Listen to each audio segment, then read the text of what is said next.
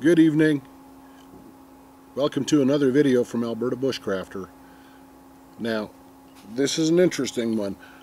This is going to be another one of the videos on our series on stoves. Sorry, I got the canister a little wet. Now, for a lot of outings, you can actually carry a white gas stove or one of the folding pocket stoves. That's the wood-fired ones. You can even carry a BioLite stove, which are really excellent. But another choice if you want to pack really, really light and you don't intend to do a lot of cooking is an isopropane or butane stove. Basically a miniature pocket stove. And this is the size of it. This is actually the MSR Pocket Rocket. They make a smaller one. This is about $30 to $40 in most stores. But it's a nice piece of gear. I've always loved MSR for the last 25 years.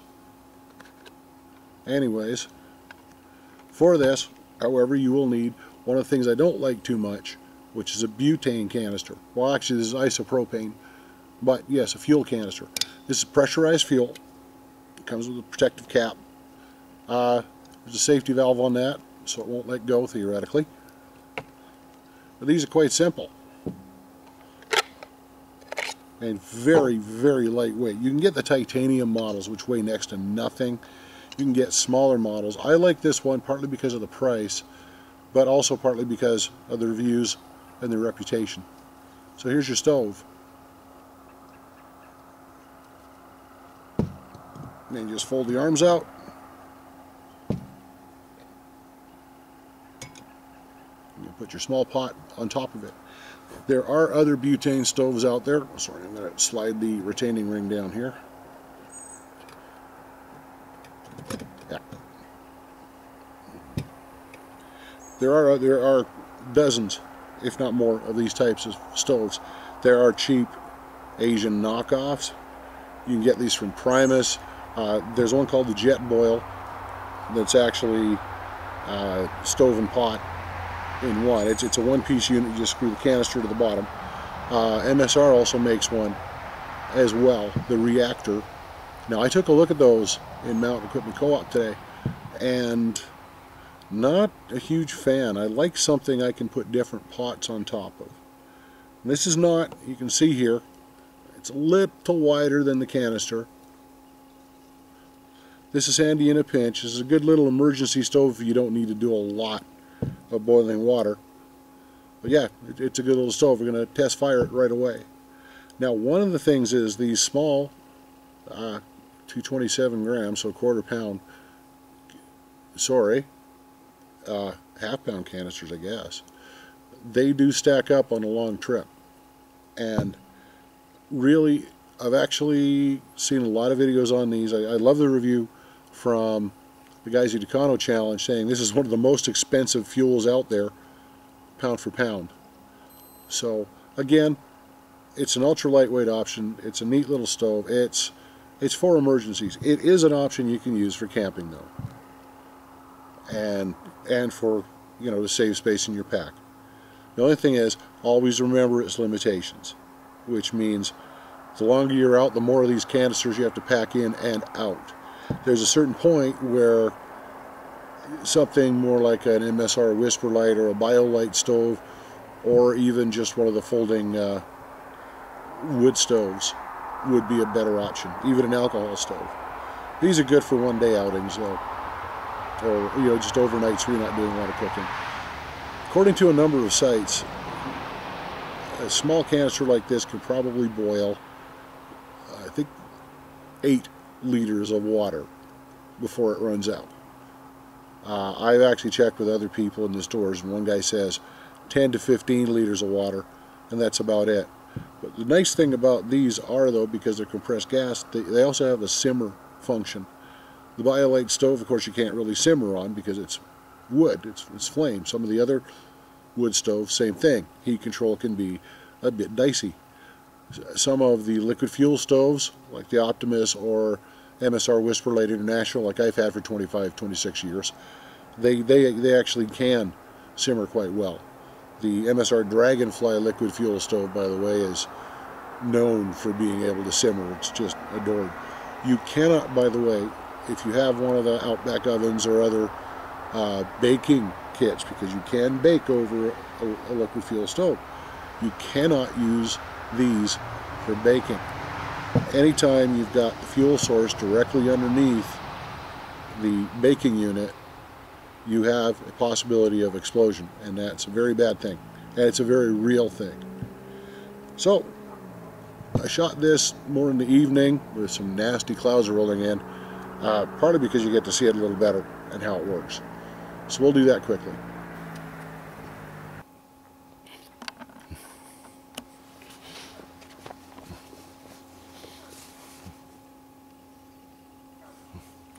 Now before we get it lit, I wanted to show another accessory I find almost essential, and this is a canister stand. It takes a larger and smaller canisters. This is just for safety's sake, because this by itself is okay on flat surfaces, but if you had it on uneven ground, you never know. So it's just clip it in. You have a much bigger base for the stove. Alright, sorry, I moved a couple things out of the way just so you can see the stove better. And so here we go. This is the one nice thing about these stoves, is turn the valve,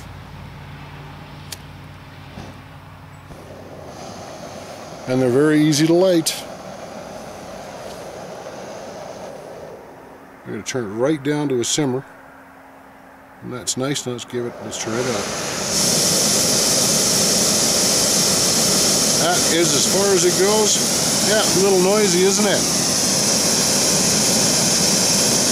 I'm going to shut it off and I'll show you. Take a look at that. That gets red hot all of a sudden. But yeah, so a nice little stove.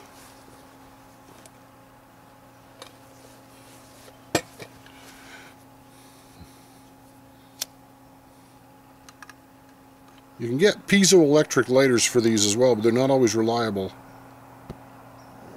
especially if they get damp. I always like to start the stove off low.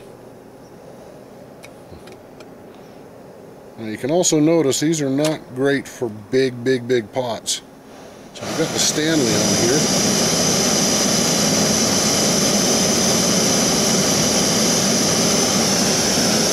Let's just let it rip. There are 591 mils, actually 600 mils. So 0.6 liters.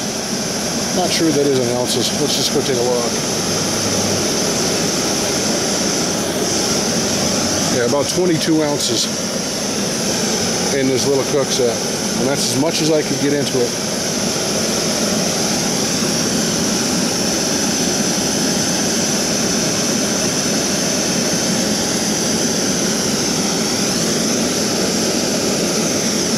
And it's already heating up.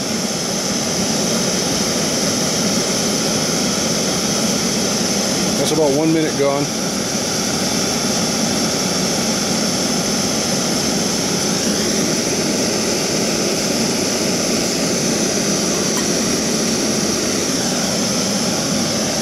Now hopefully you guys also know that putting the lid back on a pot, like you may have just seen me do, or not, that actually makes pots boil faster. Not sure if you knew that.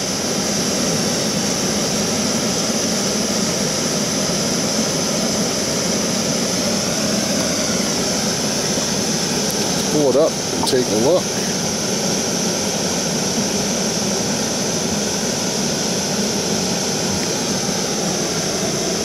That is not a liter of water. That is not a full-size cook set either. That's more for your small individual size boil in a bag meals, or you know, a bit of coffee. But it's nice in a pinch, and it's nice if you want to pack light, this little cook set.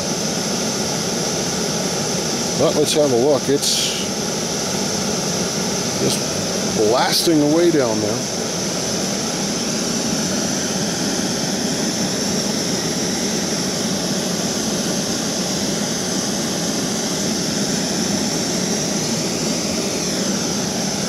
Water is quite warm already.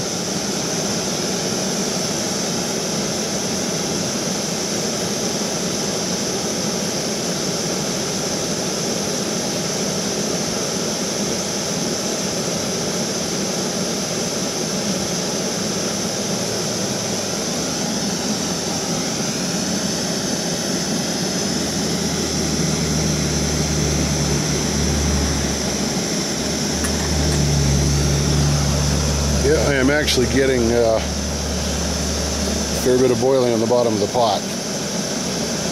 As you can see, a little stove like this, it's kind of handy. Like I said, it's good for emergencies. It's good possibly in a bug out bag with something else.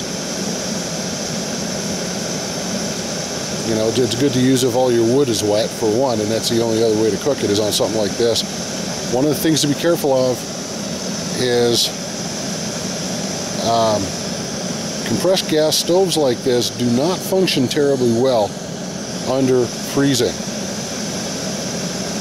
Now, there are some that will, but butane, not great. It doesn't even vaporize below zero, and it doesn't do a good job anyways. And the other thing is the isopropane like this, a little better. But you're certainly not going to be using this in the dead of winter.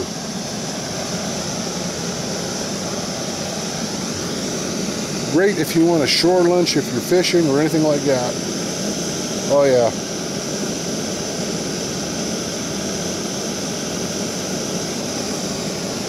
This measure would work if you needed to purify water really quickly as well.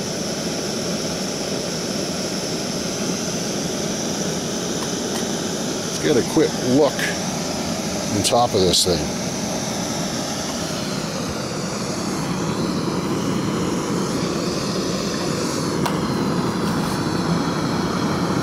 Yeah, we are almost boiling. Actually, we are boiling now. But for it to come to a full rolling boil, let's give it a second or two. Oh, my timing's good. Look at that. And it's time to turn it down now. Okay. Just about had a mishap there.